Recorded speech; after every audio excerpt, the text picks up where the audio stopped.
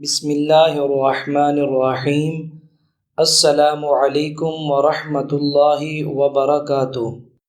ناظرین، آپ دیکھ رہے ہیں upedia چینل۔ ہم آپ کو اپنے چینل پر خوش آمدید کہتے ہیں اور اللہ تعالیٰ سے دعا کرتے ہیں اللہ تعالیٰ آپ کی تمام جائز حاجات کو پورا فرمائے، اور اگر آپ کو کسی بھی قسم کی کوئی پریشانی ہے اللہ تعالیٰ اپنی قدرت کے ساتھ اس پریشانی کو دور فرمائے۔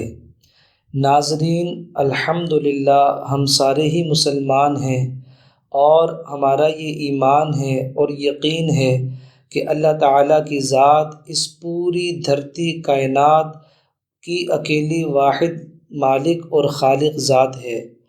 اس پوری کائنات کو پالنے والے، اس کو چلانے والے اور اس کو سنبھالنے والے ایک اللہ کی واحد ذات ہے، جو کسی کی محتاج نہیں ہے۔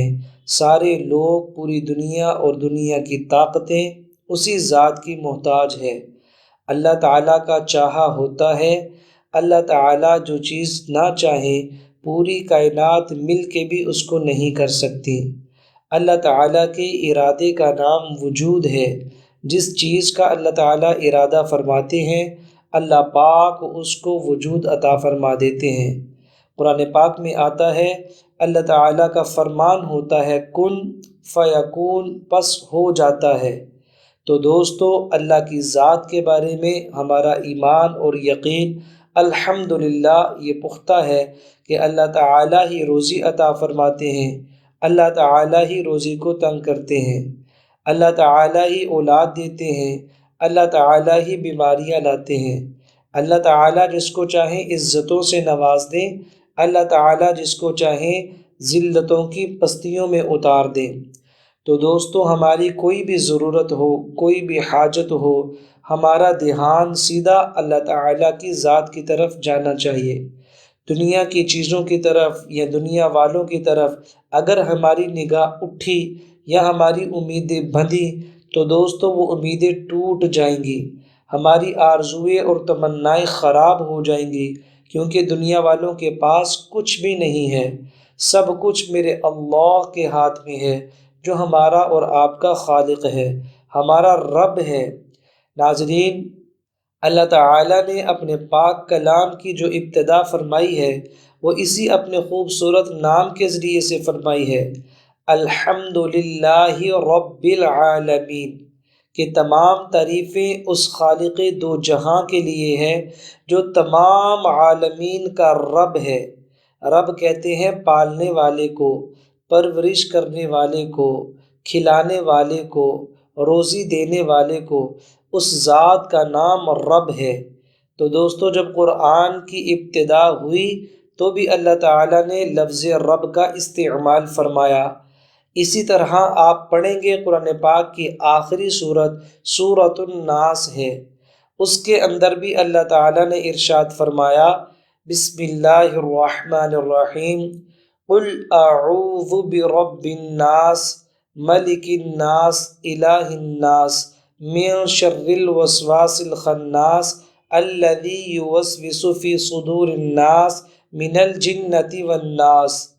تو دوستو، اس صورت پہ جب قرآن پاک کی تکمیل ہوئی، قرآن پاک کی آخری صورت بنی، تو بھی اللہ تعالیٰ نے لفظ رب کا استعمال فرمایا، قل اعوذ برب الناس، یعنی کہ اللہ ہی رب ہیں جو ہر ایک کو پالنے والے ہیں۔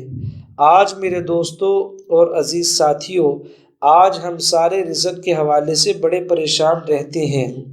کوئی تو بیچارہ نوکری سے نکال دیا گیا، کرونا کے حالات سے متاثر ہوتے ہوئے کسی کا اپنا کام تھا وہ اس کا کام ختم ہو گیا۔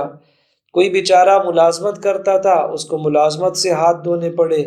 کوئی ایسا تھا جس نے کام کرنے کے بارے میں سوچا تھا لیکن اس کی اپنی راس ہی ختم ہو گئی، اس کے پیسے ہی ختم ہو گئے۔ سوچا تھا کام کروں گا لیکن حالات کی وجہ سے اس کا سارا مال وہ اس کی اپنی ہی ذات پہ یا اپنے گھر والوں پہ خرچ ہو گیا، تو اب وہ پریشان ہے۔ تو دوستو، میں آپ کو یہ بات بتا دوں، الحمدللہ پریشان ہونے کی کوئی بھی ضرورت نہیں ہے۔ آج جو میں وظیفہ لے کر آپ لوگوں کے سامنے حاضر ہوا ہوں، یہ ایک بڑا ہی زبردست قسم کا وظیفہ ہے۔ اس کو کہتے ہیں رزق میں کشادگی کے لیے وظیفہ کرنا۔ یعنی اگر کوئی انسان چاہتا ہے اس کا رزق کشادہ ہو جائے، کھل جائے، اللہ کی طرف سے بے بہا رزق اس کو ملے، تو میرے محترم دوستو اس کو یہ والا وظیفہ کرنا ہوگا۔ وظیفہ میں آپ کے سامنے عرض کر دیتا ہوں، یہ قرآن پاک کی آیت ہے۔ قرآن پاک کا وظیفہ جو بھی ہوتا ہے وہ ایک نورانی وظیفہ ہوتا ہے، اس میں بہت زیادہ تاثیر ہوتی ہے اور طاقت ہوتی ہے۔ جب بھی اس وظیفے کو یقین کے ساتھ کیا جاتا ہے تو الحمدللہ اس کے اثرات فوراً مرتب ہوتے ہیں۔ تو ناظرین، وظیفہ یہ ہے سورۃ المائدہ، یہ 7ویں سورت ہے، اس کی آیت نمبر 114 ہے۔ اس میں اللہ تعالیٰ کا فرمان ہے، اللہم ربنا انزل علینا مائدہ۔ میں دوبارہ آیت کو پڑھتا ہوں، اللہم ربنا انزل علینا مائدہ۔ ناظرین، اس کا ترجمہ یہ ہے، یا اللہ ہم پر آسمان سے ایک دسترخوان اتار دیجئے۔ تو یہ دیکھیں کتنا زبردست وظیفہ ہے کہ اللہ تعالیٰ نے آسمانوں پہ ہمارا رزق رکھا ہوا ہے، تو اس وظیفے کے اندر بھی ہم اللہ تعالیٰ سے مانگ رہے ہیں۔ یہ وظیفہ آپ نے روزانہ 7 دفعہ پڑھنا ہے، یعنی اس آیت کو آپ نے روزانہ کم از کم 7 دفعہ پڑھنا ہے، چاہے کوئی بھی وقت ہو، اور چاہے آپ وضو کر کے پڑھیں یا بغیر وضو کے پڑھیں۔